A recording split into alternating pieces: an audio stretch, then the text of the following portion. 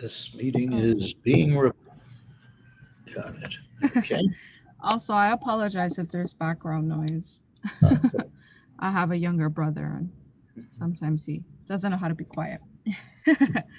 So, my first question is to please describe your childhood, your family, and where you grew up before you came to St. Peter's or before you attended St. Peter's. all right. I was born in West New York, which was Oh, my father's hometown. But we moved to Ridgefield in Bergen County when I oh, was a Bergen County. little boy.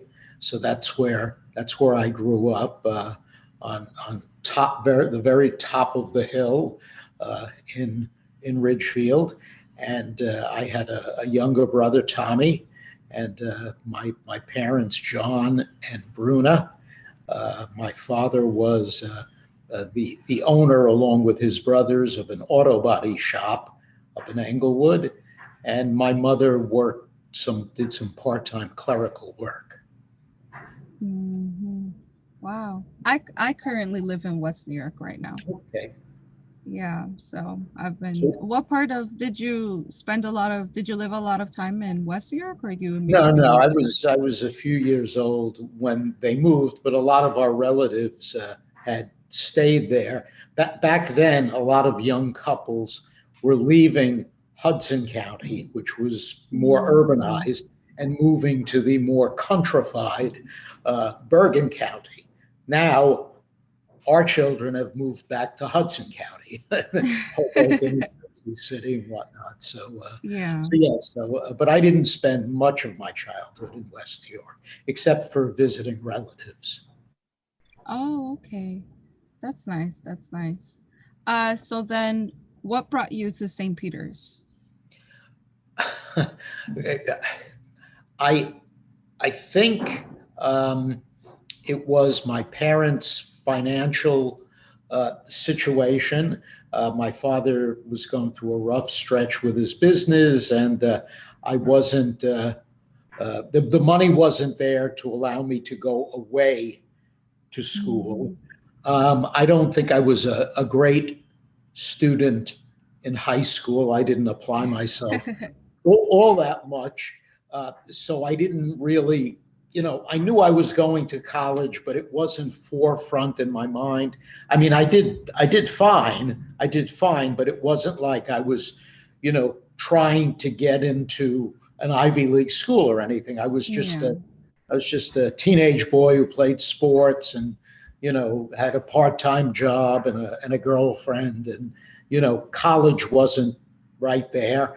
And when I realized I've got to pick a school and I've got to stay home, St. Peter's was the most attractive school to me. Okay. What high school did you go to? Ridgefield Memorial High School. Oh, okay. Oh wow, that's funny because West New York's high school has the same name, Memorial High School. Memorial, yes, right. Yes, my father used to take me to uh, Thanksgiving Day football games in West New York. Memorial Oh. against Demarest of Hoboken. That's so cool. They don't do that anymore. I wish they did because that Uh, sounds like a lot of fun. um, so you did all of your 4 years in St. Peter's University. yeah, well, it was a college then, St. Peter's College. Oh, okay. But you did do the 4 years at the St. Peter's College. Yes. Oh, okay. So what did you major and minor in? So it was political science, and I think maybe English would be the second subject that I took courses in. I don't know if they called it a major, minor. I forget now. I was part of an honors group, an honors program, I think it was Oh, called. okay. Yeah. Mm-hmm. It still runs today, the honors Okay. program, because I'm part of it. And we basically just take more classes, extra Oh, classes. okay. Mhm. Yeah. And then some of the classes are more fast paced than a regular class. Okay. Mhm. Um, so why did you choose political science? Oh, I loved politics. Even in high school, when I was supposed to be studying for, a calculus test or something, I might be reading the newspapers about, what was going on politically, the Vietnam War. Toward the Mhm. end of my senior year, Watergate starts seeping in, and the political conventions, and Wow. and then even locally, of course, the local papers were full of the corrupt politics of Hudson and Bergen counties. So I was interested in politics. Yeah. Wow. Yeah, that's nice. I wish I could be interested in politics, but Well, a lot of reasons why people get turned off to the political process. yeah. I wish honestly because it is an interesting field and I think it's important to be well informed, on what's going on in politics, but I get bored very easily with that. So I struggle to, keep myself informed with certain topics. So was there any professor at St. Peter's University that had like an indelible impression on you or who you remember to this day? So I'm glad I was tipped off that this might be one of the questions because so many years have passed. But do remember Dr. Poyani, who I had for Mhm. a math class, and I met her. I spoke at, I guess it was the dedication of the new student center, and she said to me, she introduced herself, very, very brilliant, sweet woman. And she said, I looked it up. She goes, you got an A in my class, which I thought was, well, I it's hard for me to believe, but that's great. So, but I do remember how pleasant she was and how much I got out of that class. So probably that's why I got the A because she made it easy to learn. Um, I remember Father Foley. Mm. I don't remember his first name, but um, I remember he was just a very likable, brilliant guy, and he said something that I always stuck with me. He was talking about who is really free, and he used golf analogies a lot. He was an avid golfer, Wow. and I know nothing about golf, but he said, well, who is more free? A guy who just goes to the course on a Sunday and swings the club wildly, or Arnold Palmer, who was the great golfer of my childhood, who Mhm. has, a certain technique and he's got to follow that technique for his success. And he explained why Palmer was actually freer on the golf course than the guy who just swung the clubs willy nilly. So I thought of him. And then I thought, for some reason, someone, I guess an academic advisor, maybe because I got an A in Dr. Poyani's math class, said I should take an introduction to accounting course. I might make a good Oh. accounting. And there was a professor, and I can still picture the way he looked. He was bald headed. He wore a rumpled white shirt. I think his name was Resh or Reg, but I'll never forget he used to constantly remind people that accounting was very tough. And if you were just in accounting because you wanted to make money, you should become a truck driver because truck drivers made a lot of money and it wasn't as difficult to become a truck driver as to become an accountant. And I remember we took the midterm. I was lost. I was at sea. And we took the Yeah. midterm, and I think I barely squeezed by. And I looked at it and I said, I'm out of here. I will never even look at a ledger again in my life. This is not me. And I Yeah, do yeah. know, one of my best friends is an accountant. I do know it's much more interesting than just, putting numbers in columns, but it was not for me. But I Yeah. remember him saying that if you want to make money, become a truck driver. And ironically, after I got out of college and I didn't have many prospects, um, I did get a job with the Teamsters, which was the big truck driving union. And I never made so much money in my life. It was crazy. I made a lot of money. I mean, I didn't Wow. stay long, but you know, Yeah. so that rang true. So those are the ones I can think of by name. That's so nice. Yeah, I can't do math either or numbers, so I understand when you say that that was not for you. Yeah, no. That's why I'm an English major. That's Okay. why. Completely opposite.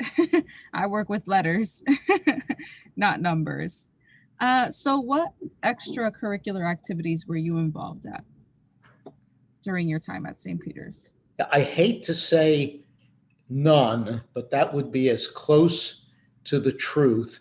I did stop by the newspaper once, and I was always interested in listening to the radio station, but I was working really full time while I went to Mm, school, so it limited my ability to participate in these extracurricular activities. yeah, yeah. Um, but I'm assuming you attended events probably at the school. Oh, sure. I mean, I went to the basketball games. I went to, they had Mhm. some fraternities. I went to the parties.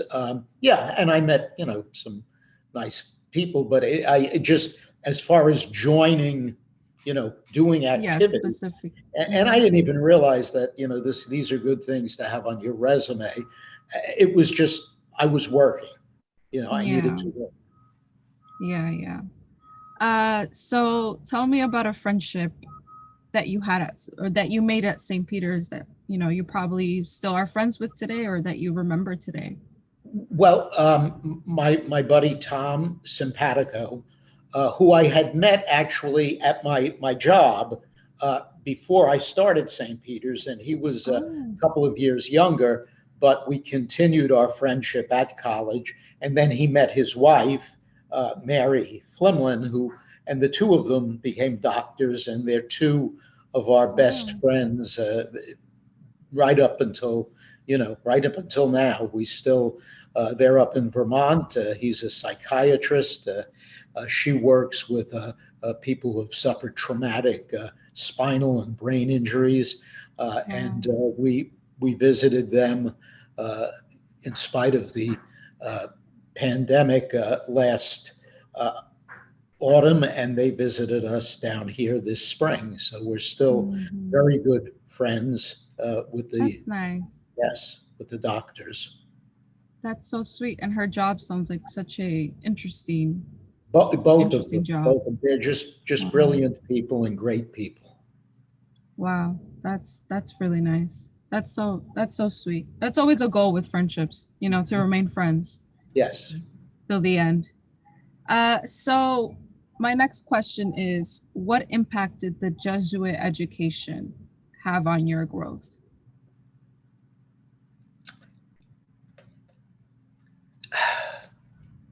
It. I think I respected their ability to understand doctrines, whether it be from St. Thomas Aquinas or political doctrines, and present them to us in a way that was understandable. We were teenagers uh, for the most part, and some of these things were kind of obscure. But I think the good professors tried to make them relevant. I had one Mm-hmm. political science professor who maybe Ronet or something, but he had been a minister in a socialist country, and he was spouting about Wow. socialism all the time and anti-capitalism. But it was interesting. And then I had an economics professor who taught from the Milton Friedman School of Economics, and kind of made it understandable to me, so that today sometimes when I read about what the Federal Reserve is doing, I think back to some of his lessons, and I don't remember his name. But so I think, these guys were all very well versed, but they didn't talk to you in a way that made you feel like you were completely lost. Mhm. That's nice. I think a very admirable part of the Jesuit education is that they really value helping others Mhm. with what you learn, not just learning and going off and making money. I think it's nice that like you learn, and Yeah, then I they mean, I really mean, I, emphasize helping I others. have to say, I think I may have been somewhat oblivious to to a lot of that. I like I said, I remember Father Foley, and I thought he was just a wonderful, warm-hearted guy. Um, I remember some other Jesuits who I thought were a bit hard-edged. They were Mhm. not easy to feel warm and Yeah, cozy about. But all in all, look, it was a foundation. It was an education, and yeah, I think that when you're that age, uh, a lot of times it's not the most important thing that's happening in your life, your college yeah. education. I mean, it would be, I guess, nice if I said there was nothing more important in my life than my classes at St. Peter's, but realistically, you know, trying to meet young ladies, going out with my friends, doing a Yeah, little traveling, whatever I could afford.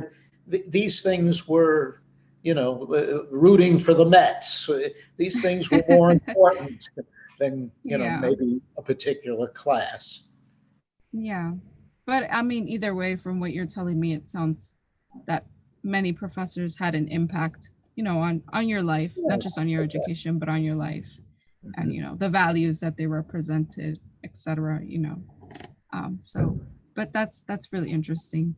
But no, I understand you. I feel like at this age, we're just trying to enjoy, have fun Right. as much as we possibly can. Yeah. So my next question is, what were the larger societal issues during your time at St. Peter's?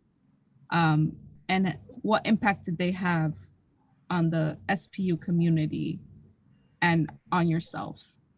Well, I think the major one when I started St. Peter's was the Vietnam War. Uh, Mhm. I know that early on, my father supported the war. I was a little too young to really understand it, but being kind of a news junkie, um, I watched a lot of the TV, tried to read the newspapers. My Mhm. cousin's husband, they'd just gotten married, uh, and she was pregnant. He was killed in Vietnam, and Oh, before he left, he had told my father, Uncle John, I'll never come home. And I remember how that turned me, even though I was pretty young, kind of turned me against the war. I'm not sure I understood yeah, exactly why I was against it, other than cousin Joey had gotten killed. But by the yeah, time I got to St. Peter's, there were moratoriums, there were protests. Some of the older students, the upperclassmen, were pretty active. And then, mhm, I escaped the draft because it ended uh, the war, about 6 months after I started St. Peter's. Um, and then Watergate and the whole political scandal with President Nixon kind of took over, and there was a lot of, activism, I guess, on campus about, Nixon, and mhm, how he should be impeached and thrown out of office, and that was going on. But I did also meet some pretty bright students who supported the president, who were more conservative. So mhm. I would say, if there were any burning issues, the other one burning, I guess, thinking of burning bras, it was the women's movement. That was really Mhm. coming into focus and becoming a force. The women's movement back then. So I would think those issues. St. Peter's had been, I believe, an all boys school until a Yeah, I few had. years before I got there. So even at that, unfortunately, they were all mostly guys and only a smattering of females. But so I Yeah. think maybe they were the issues. Hmm. Yeah, I think if I'm not mistaken, I think women were allowed to attend St. Peter's in the 1960s, if Okay. I'm not mistaken. Yeah. Okay. So yeah, like you mentioned, like 10 10 years prior to your, arrival at the school. Um, but wow, yeah, that's interesting. A lot was going on in the world while you were at Yeah. St. Peter's. And it's funny because not much has changed either. People are still fighting about, do we support the president or do we not support the Right. president? Sure. And, there's still a lot of conversation about that, between the more conservative and the less conservative. Yeah. Well, Nixon was, he was a lightning rod for, the war and corruption. And Mhm. then I guess in your generation, Trump became the lightning rod Yeah. for a lot of, other reasons, but maybe corruption Hmm. as well. And just, his particular demeanor, which I think soured a lot of people. But Yeah. so, yeah, so I agree. There is certain similarities. Yeah. So my next question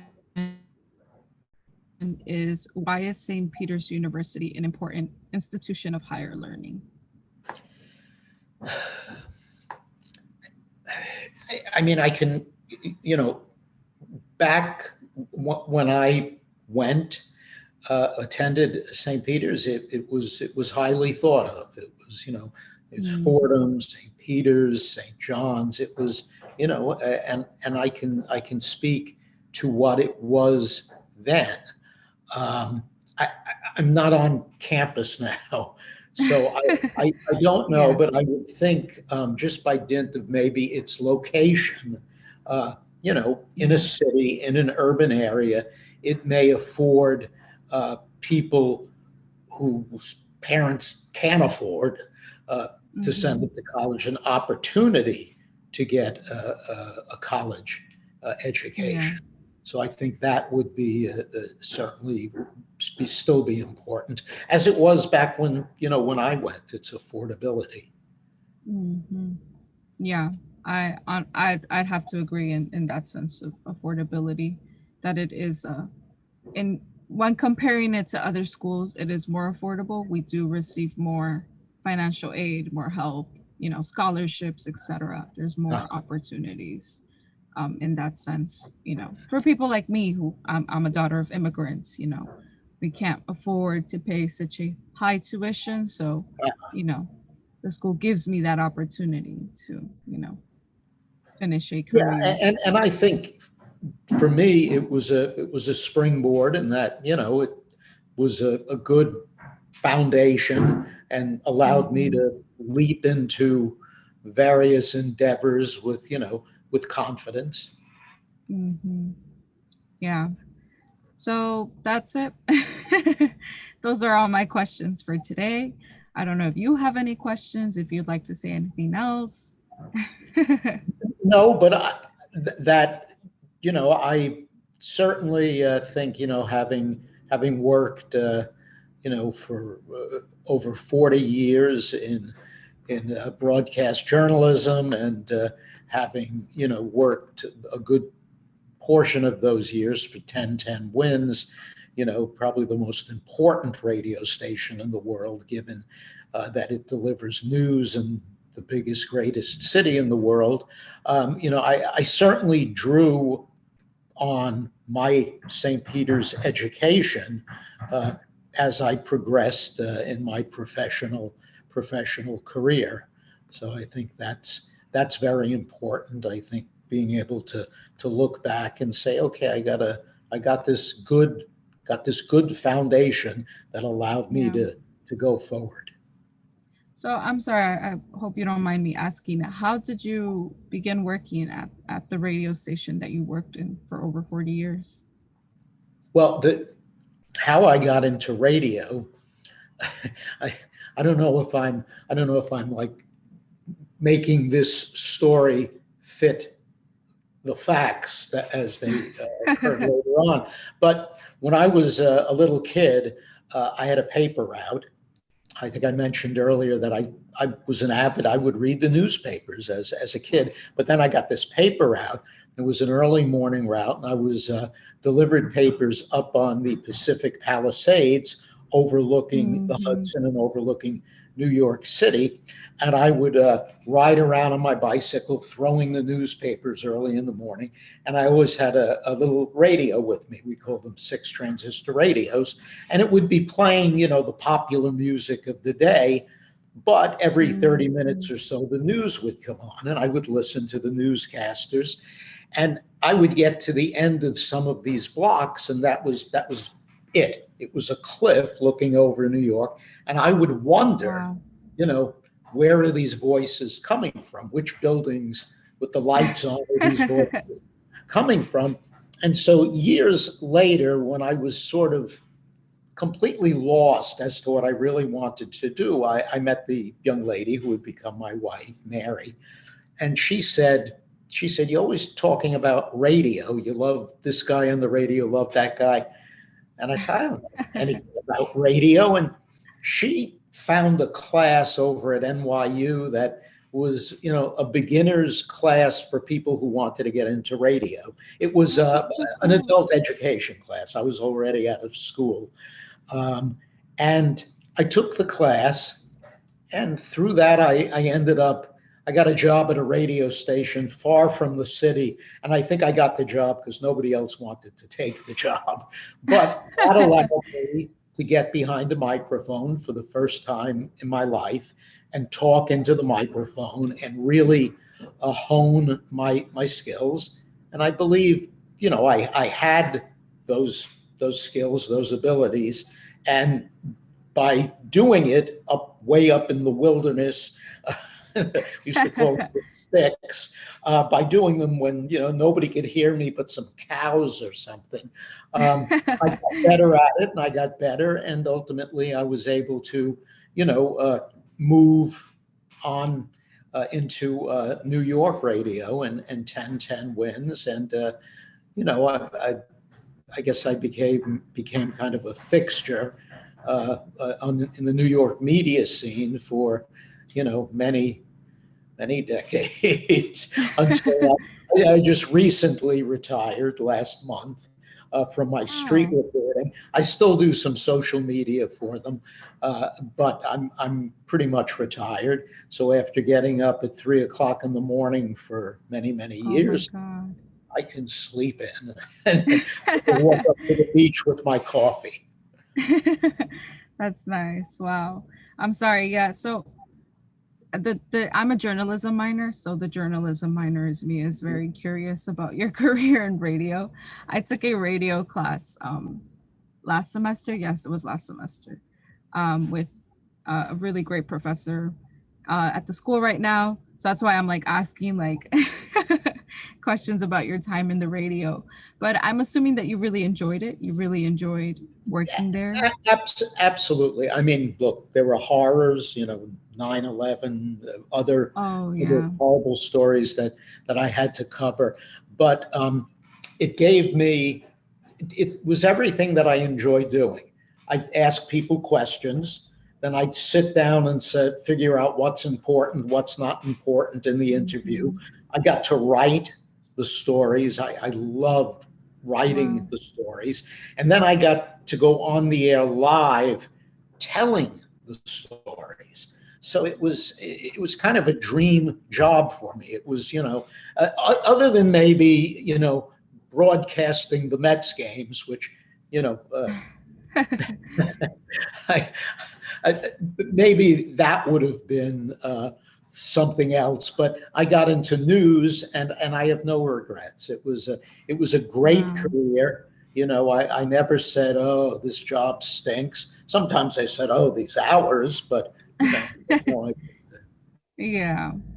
So, where do you see radio in the future? Do you think that radio is going to persevere? um, I think the spoken word will survive, and most of the big radio companies are now understanding that they have to be out on multiple platforms, as they're called. Platforms, yeah. So the radio station doesn't only exist on the radio, which Yeah. transmits its signals, but it exists on our devices. It Yeah. exists with Siri. It exists on so many different platforms. So I think the spoken word on the radio will continue. Live sporting events, call-in shows, sports, politics, personal finances. Music might be a little tougher because there are so many Mhm. ways people can access music today. Yeah. Um, so I think it'll be a struggle, but radio has struggled before. At the advent of television, people said, "Oh, that's it, radio's dead." The advent of the internet, I mean, radio has survived now over 100 years since the first commercial stations start popping up. I think it'll still be there. It'll Mhm. morph. It'll change like everything does in a capitalist society. Yeah. It's a living organism. It'll change, but I think it'll survive. I hope it does. I hope so too. Yeah. I really enjoy listening to the radio as well. I think also podcasts, I feel like podcasts have become very, very Yeah, common today. A lot of and I people think make podcasts podcast it's a form of radio of broadcasting. radio. I think with podcasts, and I know our older son is an avid podcaster, and when he's not working for Sirius XM, uh, but I think the only issue is the economic model. There are so many podcasters.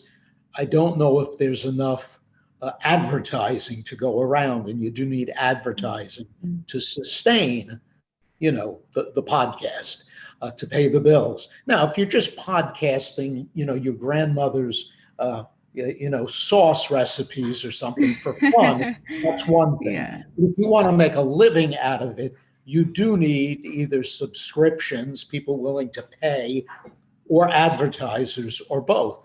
So that's something that remains to be seen. Wow. Yeah, I think it's interesting to see how it's changing. I mean, I learned very little from radio from that course that I took, just basic introduction and the history of radio and stuff like that. But yeah, I think it is interesting to see how much it's changed. Um and how many of us really listen to the radio? Like we don't notice it, but a lot of us do listen to the radio. Well, I think you know, I think it was Mark Twain who said there are lies, damned lies, and statistics. But statistically speaking, more than 9 out of 10 Americans do tune into the radio at least once a week. Still. Mhm. How long they listen, radio advertising is sold on a formula of how many people are listening and how long are they listening Mhm. for. So that may be the question, keeping the ears tuned in for Yeah. greater lengths of time. Yeah, yeah. But yeah, I think it's such an interesting topic. But anyways, thank you so much. I won't take more of your time. Thank you so much for joining us, for doing this, for participating. We are very appreciative and it's very helpful and it's always so interesting to hear the stories, of the St. Peter's community. Well, Katie, I envy you. You have your entire life ahead of you. And It's scary. well, it's not. Well, maybe you should be a little apprehensive. That's good. It's like a ball player who gets to the plate in a big situation. He's a little nervous, but that you Yeah. make you make that apprehension, those nerves work for you. There's a great. He's a mythologist. I don't remember if I was introduced to him at St. Peter's or afterwards, but his name's Joseph Campbell, and what his famous saying is, "Follow your bliss." And I Mhm. believe that has worked so well for me. When I got into radio, I made almost no money. I was living in an abandoned gas station for a while, which my fiance at the time painted up and made to look very cozy, but it was Right. still an old gas station. Um, but I loved what I was doing. That was my bliss. I Mhm. followed it, and things worked out pretty well. That's great. Yeah, there's another saying that says like if you do what you love, you'll never have to work a day in your life. Absolutely, it's the same. The same. Yeah. So, but I'm glad you found your path. I'm glad you found what you loved. And you did it for so many years, and you did it with bliss, with passion, with love. But like you said, there were some days where you're like, "Ah, I'm tired. These hours." It's Sure, normal, but yeah, hopefully, crossing my fingers to find my bliss as well. you will. You will. It'll be there someday, and you'll say, "That's it. That's what I want to do." Yeah, thank you so much. Thank you so much for the advice, for the, words of wisdom. They're always so very helpful. Thank you. So, anyways, thank you so much. Yes. Have a Enjoy the wonderful summer. day. You too, stay cool because these days are crazy. This weather's crazy. Yeah, I can tell just looking at our dog. He's a Oh, but yeah. Well, anyways, take care. Blessings to you and your family. Thank you so much. you too. Take care.